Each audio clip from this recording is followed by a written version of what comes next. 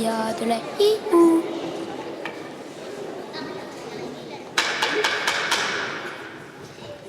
Allons, allons les enfants, un peu de calme s'il vous plaît. Nous sommes heureux de votre retour à Bibi de l'Art pour cette nouvelle rentrée. Mais vous avez tout oublié pendant les vacances. Vous êtes censés vous ranger par maison. Laissez-moi remettre un peu d'ordre dans tout ça. Maison, Marc Mondor.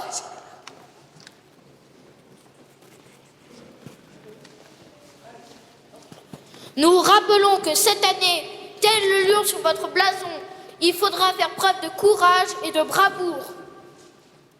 Allez. Maison, Mathieu.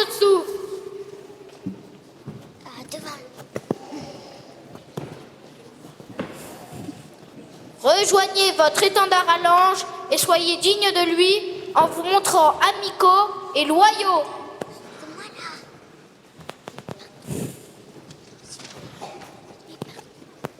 Maison, Jean Bègue.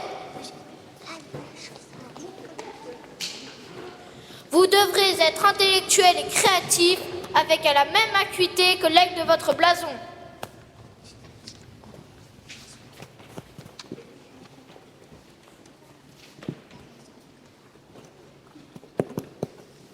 Enfin, la maison Lucanda.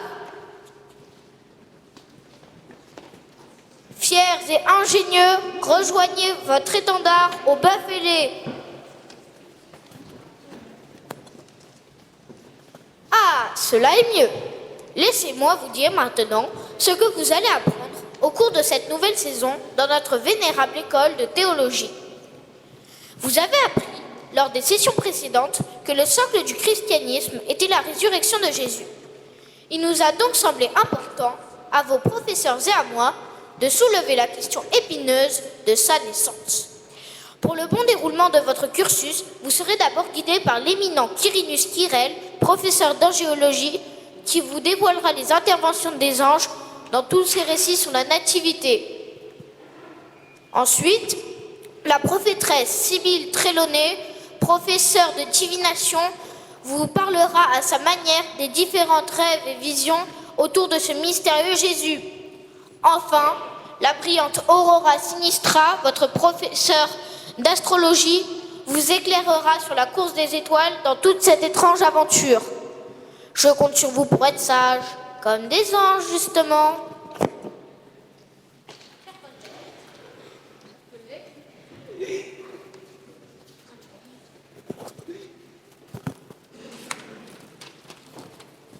Rentrons d'emblée dans le sujet d'angéologie qui nous occupe.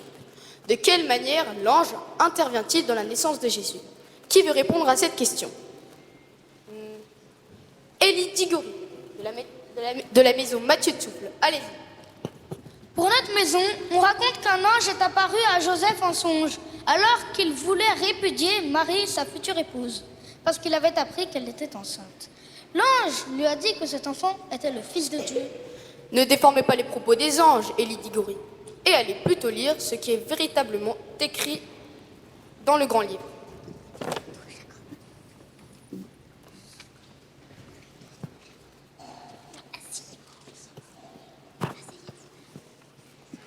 Joseph, fils de David, ne crains pas de prendre avec toi Marie, ta femme, car l'enfant qu'elle a conçu vient du Saint-Esprit. Elle enfantera un fils et lui donnera le nom de Jésus, celui qui sauvera son peuple de ses péchés. Mais pas du tout. Dans notre maison, ça ne se passe pas comme cela. L'ange s'adresse à Marie. Jacob Ballefeuille, de la maison Lucanda. Je préférais que vous leviez la main avant de parler. Mais vous pouvez aller lire à votre tour ce que dit l'ange dans votre évangile.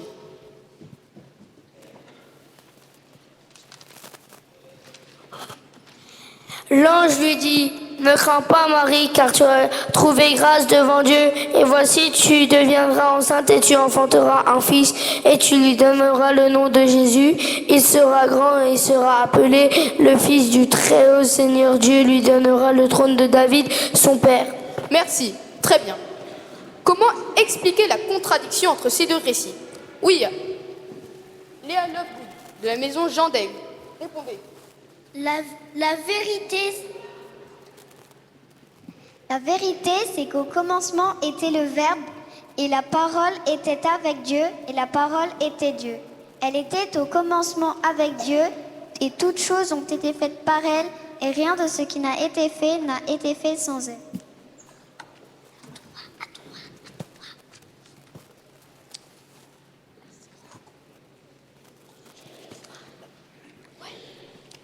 Mais elle est complètement hors sujet. On ne comprend rien. Qu'est-ce qu'elle veut dire? Le plus simple serait qu'elle aille lire directement dans le grand livre.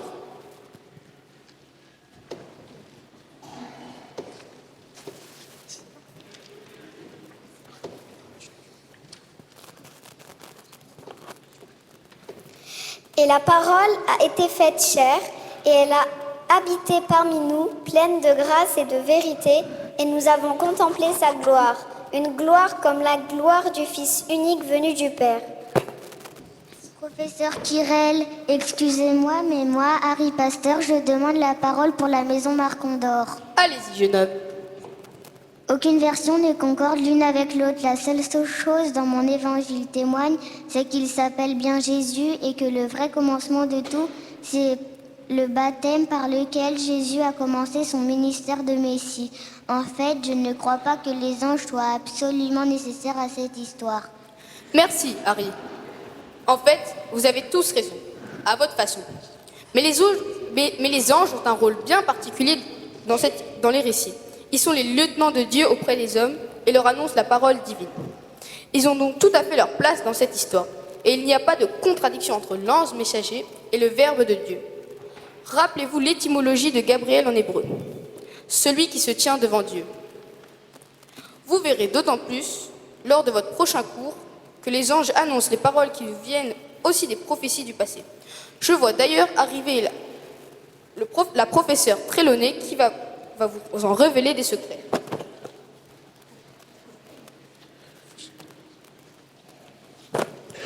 Sarah Abbott de la maison Matthieu Souffle. Allez tout de suite nous lire dans le grand livre, Matthieu, chapitre 1, verset 23.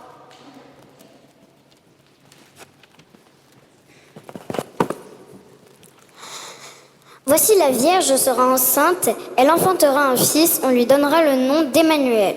Ce qui signifie Dieu avec nous. Dieu avec nous, oui, oui, tout à fait. Je vois des femmes, toutes ces femmes de la Bible, qui enfantent par la volonté de Dieu, car à Dieu rien n'est impossible. Sarah, la vieille Sarah, femme d'Abraham, qui enfante contre sa tante Isaac. Rachel, la pauvre Rachel qui ne pouvait pas enfanter et qui engendra néanmoins Jacob. Ruth, la femme étrangère qui donna un fils à Boz. Anne, qui pleurait de ne pas avoir d'enfant et qui engendra le prophète Samuel. Je vois aussi Élisabeth, la cousine de Marie, tout près d'un récit qui, au soir de sa vie, fut elle aussi récompensée d'un bien précieux. Mais madame, il y a un problème. Comme Marie n'était ni stérile, ni vieille, elle était vierge. Dame Jésus-d'or de la maison Lucanda. Votre approche est par trop terre à terre. Jésus est l'enfant de l'impossible. Dieu peut tout, absolument tout. Il peut tout. Il peut tout, absolument tout. Oui, tout à fait. Dieu peut tout. Jésus et Marie aussi. Écoutez l'évangile de Jean. En Marie était la vie.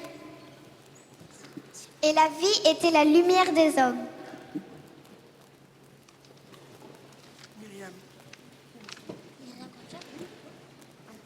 Un peu de thème chez les gens d'Aigle, s'il vous plaît. Moi, Myriam Ranger de la maison Marcondor, je vais vous dire ce qui est écrit dans mon évangile. Jésus dit à ses disciples, « Qui est ma mère? Qui sont mes frères? Donc peu importe, car quiconque fait la volonté de Dieu est son frère. » Sa sœur. Sa mère. Absolument.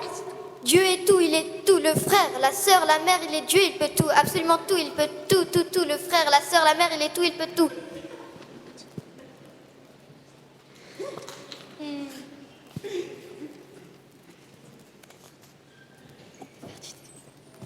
Chère Sibylle, ma très chère Sibylle.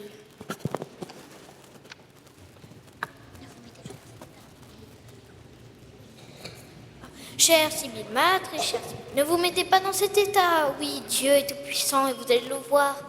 Grâce aux étoiles, la naissance de cet enfant sera bien publiée. Tout va bien se terminer. Rassurez-vous. Là, calmez-vous. Contemplez les étoiles. Votre professeur d'astrologie arrive tout de suite.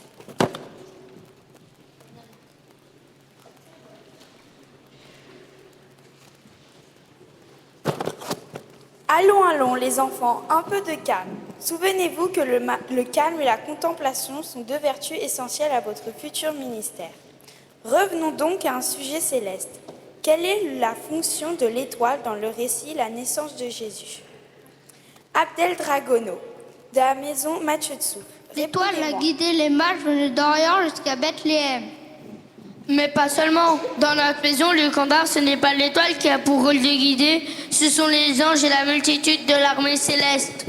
Oui, et c'est l'ange Gabriel qui guide cette multitude céleste. Les mages sont guidés vers Bethléem. Ils entrent dans l'étable et voient Marie et Jésus avec un nouveau-né, emmailloté, réchauffé par le souffle d'un âne et d'un bœuf, comme le dit une très vieille maison de notre école, aujourd'hui tombée dans l'oubli, la maison Pierre de Coq. C'est dans la précarité d'une étable, entre les anges et les bêtes, qui nous est né un sauveur, un petit homme comme vous et moi. Et Dieu dit, celui-ci est mon fils bien-aimé, en lui j'ai mis ma joie. Oui, la joie, beaucoup de joie. Je vois clairement Joseph, Marie, un âne, un bœuf, et une armée d'anges célestes bienveillants. Et Jésus qui est né. Gloire à Dieu dans les cieux et paix sur la terre aux hommes de bonne volonté.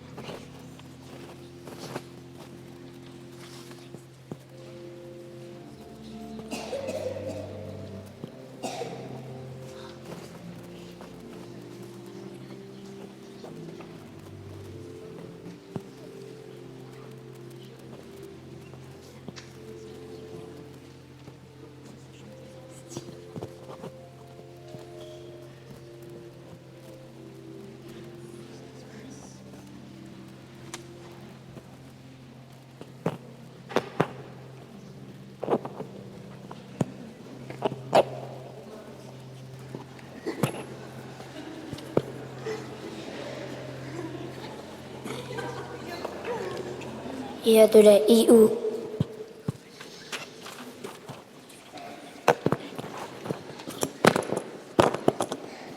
Alors les enfants, vous avez des chefs de chœur un peu particuliers aujourd'hui qui sont tout droit descendus du ciel.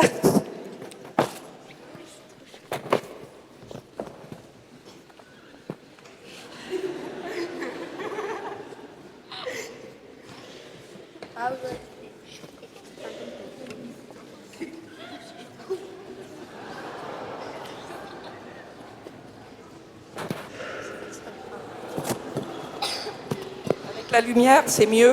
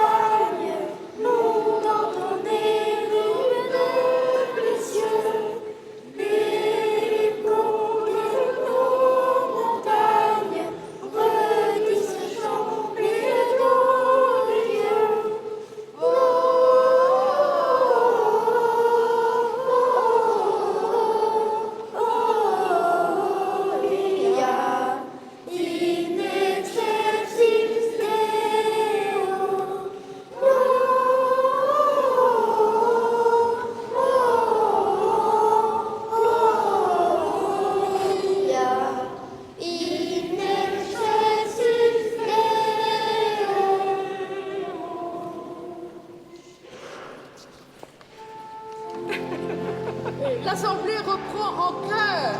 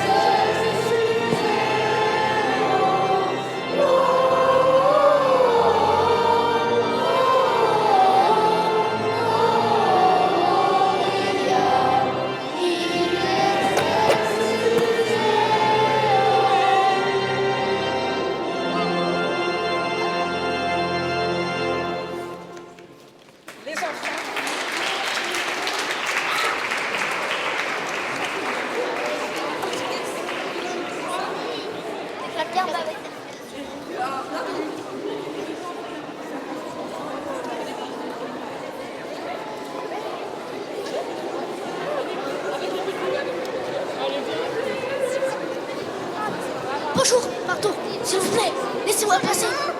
Pardon, allez, Allez, non, c'est ma place ici. Hauteur. voilà, c'est la fois. C'est dit ben.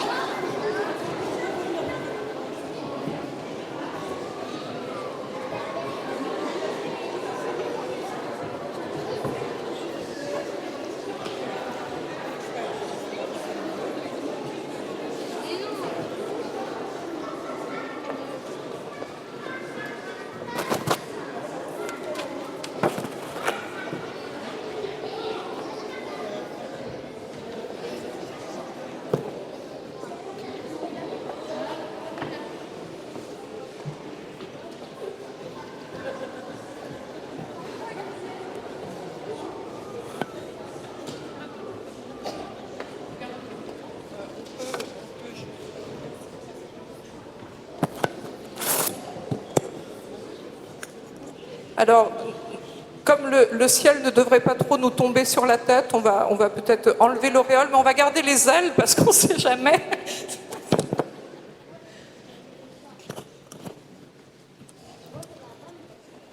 Voilà, alors merci beaucoup les enfants pour nous avoir amenés dans cette école extraordinaire où on prépare les futurs pasteurs. On espère vraiment que tous les pasteurs soient préparés avec autant d'esprit critique, hein, vraiment, avec autant de libéralisme dans leurs discussions, même s'ils ne sont pas d'accord. Nous sommes très très heureux de savoir que vous êtes initiés comme ça à la lecture de la Bible, ce gros livre que vous avez décortiqué ensemble sur la question de la nativité. Nous allons maintenant avoir un moment d'annonce. Alors, peut-être quelques annonces. Alors, voilà, c'est maintenant. Notre présidente du conseil presbytéral arrive, armée de son balai. Alors, c'est vrai que c'est un des accessoires qu'on n'a pas repris pour cette pièce de théâtre. Comment ? Mais et pas de baguette magique non plus, parce qu'on sait bien que l'écriture, c'est pas tout à fait une affaire de magie, c'est plutôt une affaire d'interprétation et une affaire d'explication. Alors là, en revanche, on a quand même le balai. Hein. Alors, Aurore. J'ai 2 accessoires, oui. J'ai un balai et une aumônière. Vraiment, un immense merci à tous d'être venus si nombreux, aux monitrices, à nos pasteurs, à nos apprentis pasteurs. Il y a un chiffre qui va peut-être vous effrayer, que j'ai appris récemment par le président de la commission des ministères. On a des proposants, c'est-à-dire des apprentis pasteurs qui viennent dans nos églises, et ils ont une moyenne d'âge aujourd'hui de 46 ans. Donc, nous avons décidé à l'Oratoire du Louvre de baisser la moyenne d'âge et de militer pour plus de pasteurs en paroisse. Ça sera le thème de notre prochaine feuille rose. Parce que vraiment, c'est important d'avoir des pasteurs. Je crois qu'à un moment, dans l'école de théologie, il a été dit qu'on ne comprenait pas bien ce que les anges faisaient là. Ben, quand je vois nos 2 pasteurs avec des ailes d'ange, je peux vous assurer, au nom du conseil presbytéral, qu'elles sont bien utiles. J'ai apporté un balai parce que je pensais qu'elles allaient nous dire qu'elles passaient souvent le balai. C'est vrai aussi, dans cette paroisse. On fait beaucoup de choses. On aimerait bien que les scouts passent plus souvent le balai. Je passe une petite information. Les scouts se sont beaucoup amusés hier soir, d'après ce qu'une des anges m'a dit. Donc si vous pouvez repasser un petit coup de balai après le culte, ça serait sympa. Quelques annonces. Cet après-midi, le chœur de l'oratoire à 17h, ici même. Mardi, je l'ai complètement zappé dans la newsletter, et pardonnez-moi, partage biblique. Avec le thème advenir, vous savez qu'on est dans les mouvements dans la Bible, et il y a un mouvement qui est le fait de la venue, mais on appelle ça le Messie qui advient. Et donc on va regarder ce que c'est que cette histoire-là. Avec un culte d'intercession juste avant et un déjeuner avec l'ange Béatrice, si vous le souhaitez. Également jeudi, pause spirituelle avec l'ange Agnès. Et je crois que c'est tout pour cette semaine, mais le week-end prochain, 3 cultes.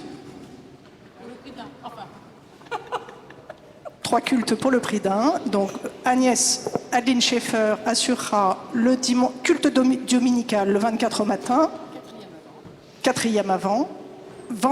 Dimanche soir, veillée 19h, veillée de Noël. Et dimanche matin, culte de Noël. Ah oui, lundi matin, pardon, culte de Noël. Donc 3 cultes le week-end prochain. Également, je ne peux pas m'empêcher de vous demander d'admirer notre B106. J'espère que vous connaissez tous les numéros parce que ça fait exactement 400 jours que nous rénovons nos vitraux. Nous venons d'enlever les filets, plutôt les restaurateurs ont enlevé les filets, ont enlevé les échafaudages.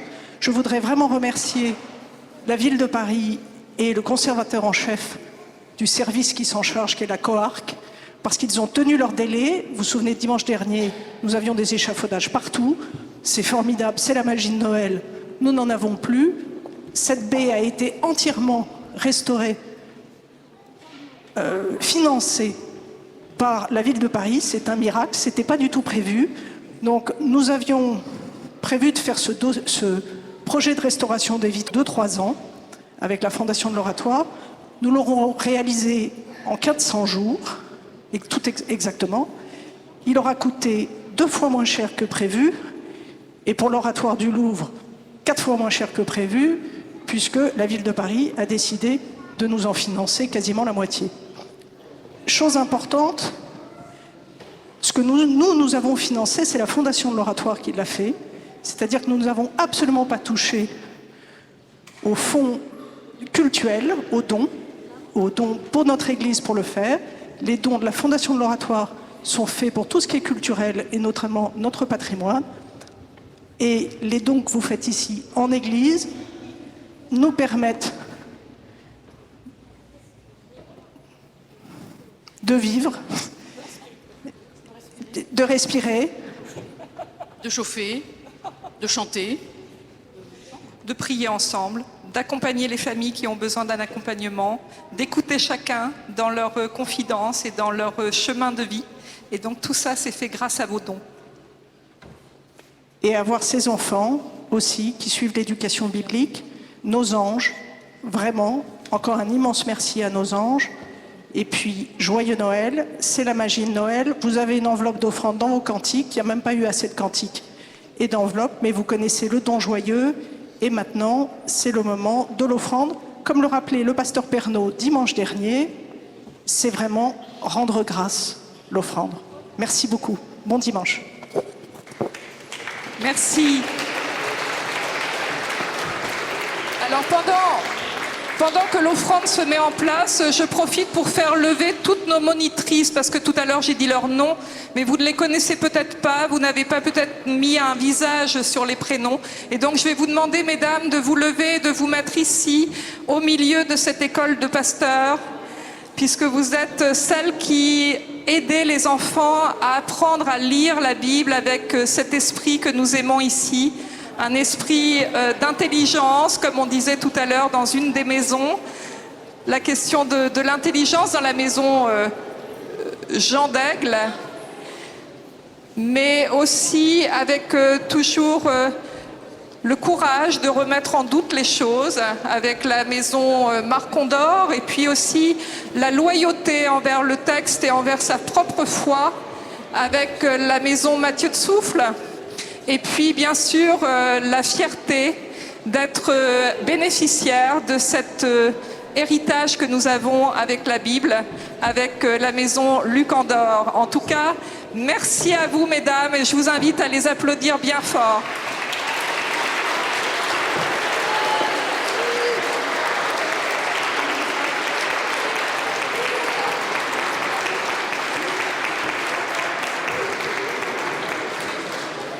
Voilà, avoir des pasteurs dans les paroisses, c'est très important, mais sans les bénévoles qui aident, sans vous tous qui donnez de votre temps, qui faites en sorte que les choses existent, sans des gens engagés pour toutes les activités que nous avons, ça n'est pas possible. Donc merci. Voilà, c'est maintenant le moment de donner une petite annonce pour les aînés. C'est ça ? Bonjour à tous, on est les aînés de la des scouts de l'Oratoire du Louvre. Donc on vous propose de la nourriture sucrée et salée à la sortie du temple. Donc n'hésitez pas à venir, ça servira à financer notre route, notre projet humanitaire dans l'été 2025. Merci beaucoup.